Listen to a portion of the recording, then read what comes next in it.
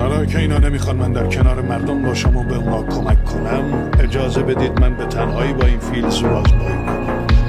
مردم تصمیم گرفته خودشون با این فیل زور آزمایی کنن. درسته که پهنمون خیلی زور منده، اما مگه زور چند تا مرد به سرپنج و با زور پوریاست؟ نه، مطمئنا زور 50 تا مرد از زور یه نفر بیشتره. بله اون فیل جنگی رم کرده، الانی که زورخونه رو بخواد یکسان کنه. خواهش میکنم یه چیزی بگید.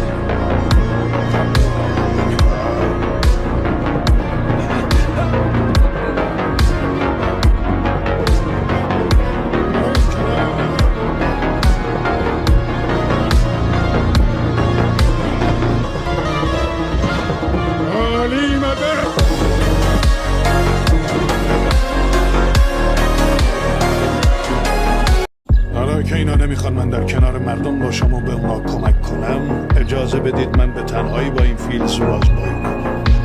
مردم تصمیم گرفته خودشون با این فیل زور آزمایی کنن. درسته که پهنمون خیلی زور منده، اما مگه زور چند تا مرد به سرپنج و با زور پوریاست؟